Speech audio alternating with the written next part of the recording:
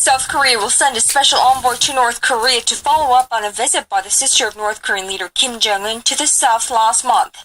That's what South Korean President Moon Jae-in told his U.S. counterpart Donald Trump during a late-night phone conversation Thursday, the first direct contact between the two leaders since the rare high-level visits by North Korea across the border in recent weeks.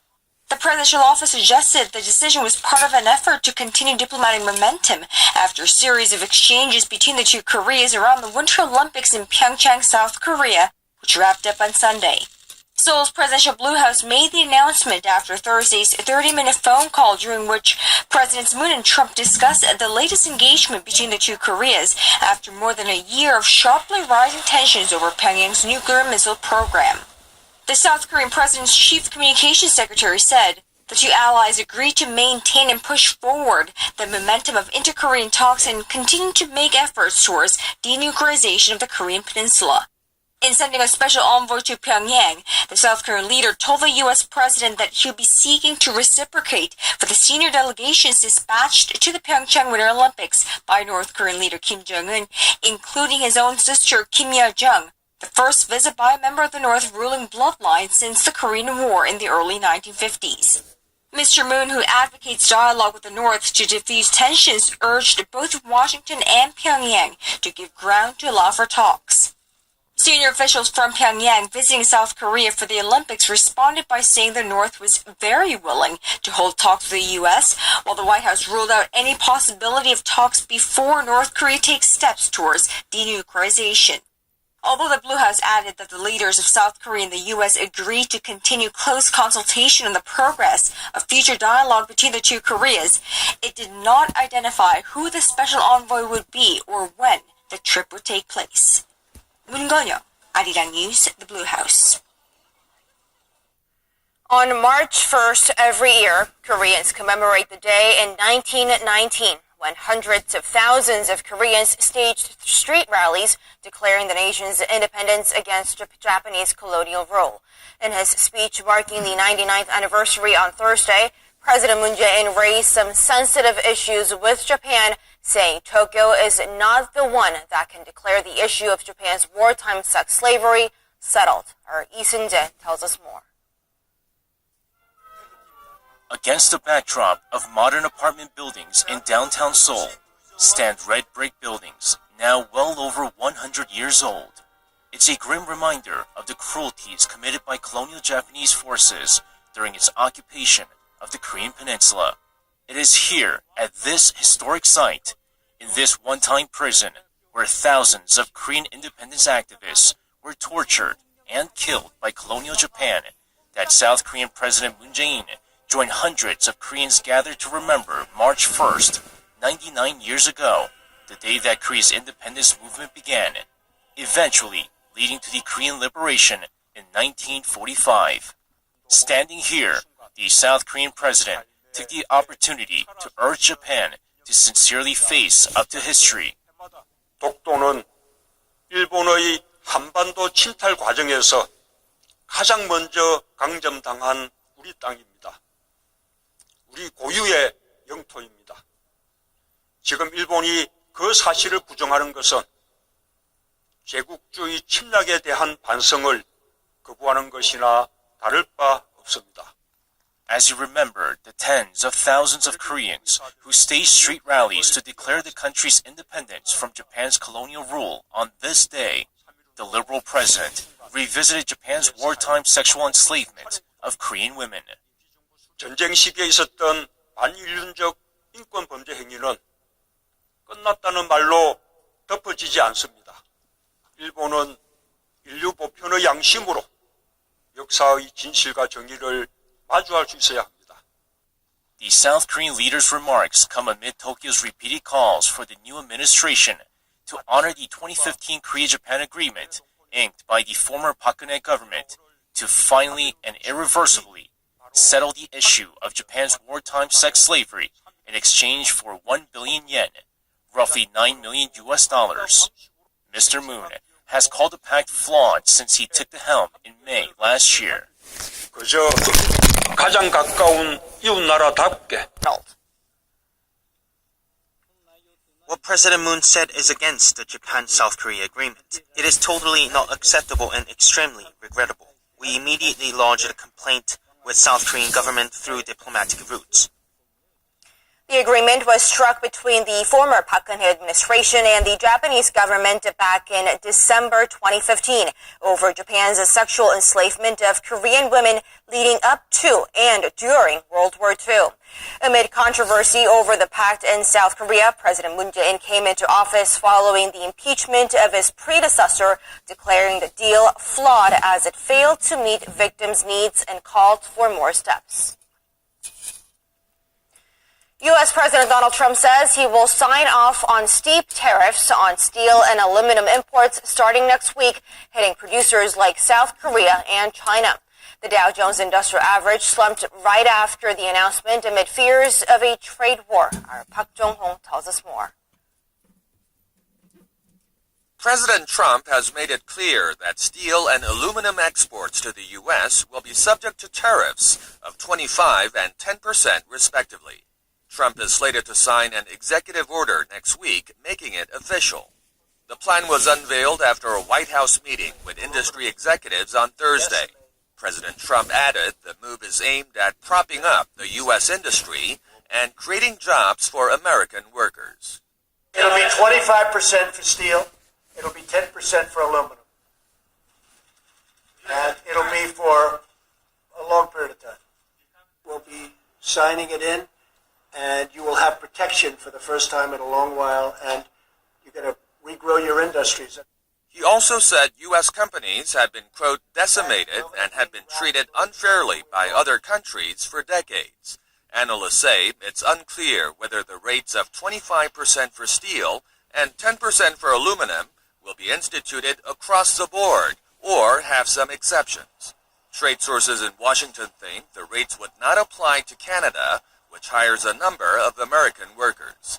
In any case, if the rate turns out to be final, South Korea will be letting out a sigh of relief, as the U.S. Commerce Department had initially suggested dropping a tariff bomb of more than 53% on 12 countries, including Korea.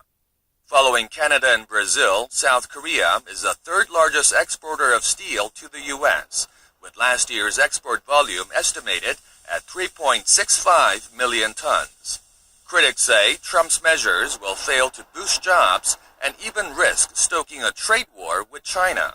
Beijing has already threatened to curb U.S. imports of soybeans, and the European Union says it will consider taking action as well.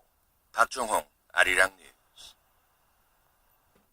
And following U.S. President Trump's controversial tariff announcement, the market reacted almost instantly, with the Dow Jones dropping more than 500 points on Thursday, while the S&P 500 and NASDAQ also fell.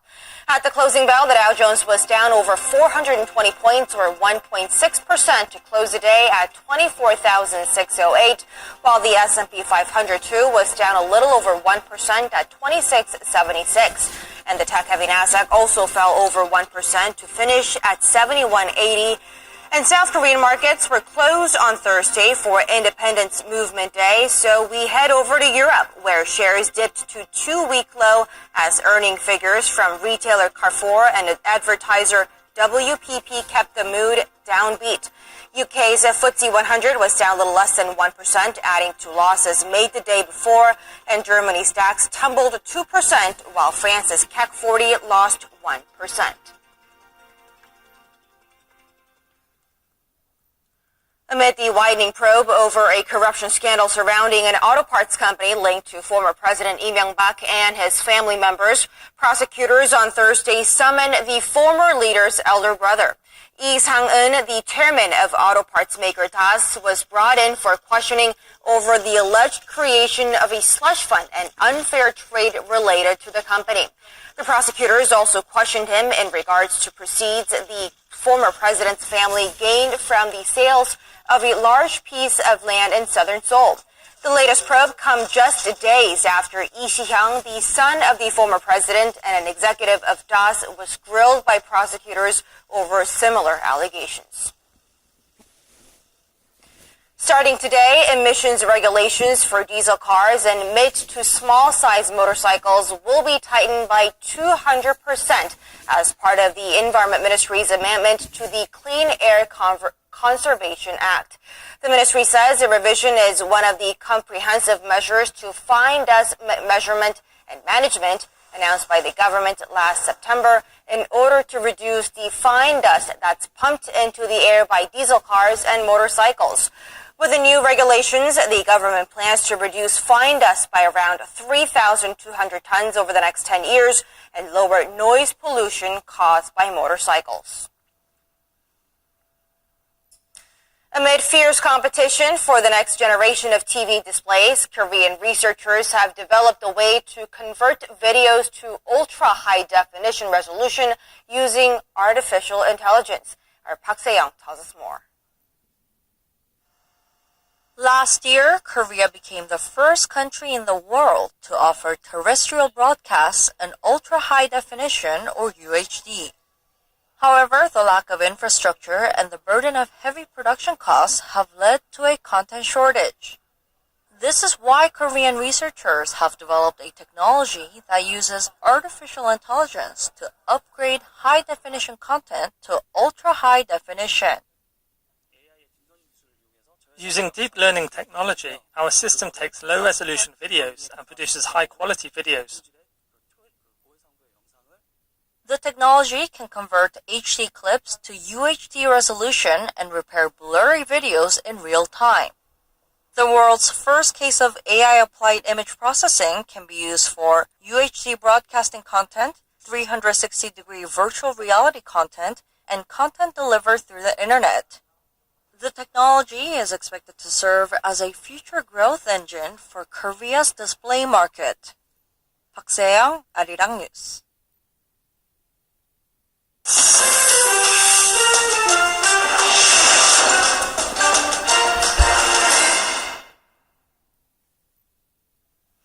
And now for a look at stories making headlines around the world, and we start in Russia. President Vladimir Putin there has said his country is developing an array of what he called invincible nuclear weapons. For more on this and other news around the world, we turn to our Aram at the News Center. Aram, a stark warning to the world ahead of the presidential election in Russia. That's right, Simon. Putin was speaking at an annual address to the Russian parliament on Thursday, outlining his policies ahead of the March 18th election. Among the weapons he boasted was an underwater drone armed with a nuclear warhead powerful enough to sweep away coastal facilities and aircraft carriers. Another was what he called an invincible nuclear-capable cruise missile with unlimited range that is capable of eluding air defense systems. Although Putin noted that Moscow has no intent of aggression, he did say that a nuclear attack on any of his country's allies would be regarded as an attack on Russia itself. Any use of nuclear weapons against Russia or our allies, however powerful they are, we will treat as a nuclear attack on our country. The response will be immediate and with all the consequences.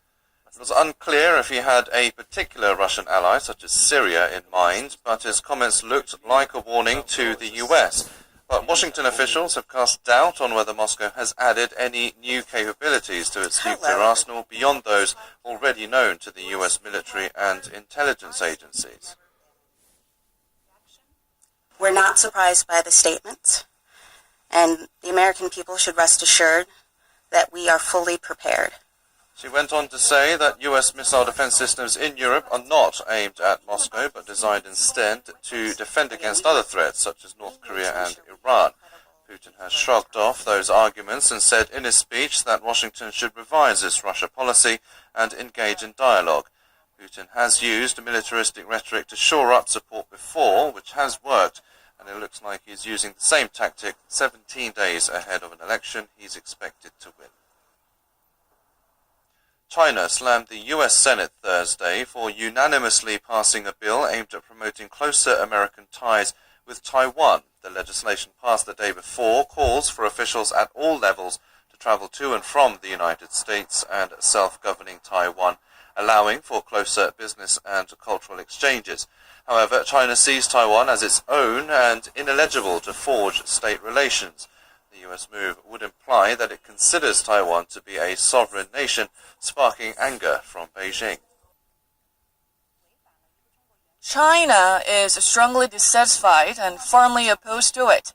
We urge the U.S. to uphold the One China policy, stay committed to the 3 Sino-U.S. joint communiques, stop official exchanges and substantial improvements of ties with Taiwan,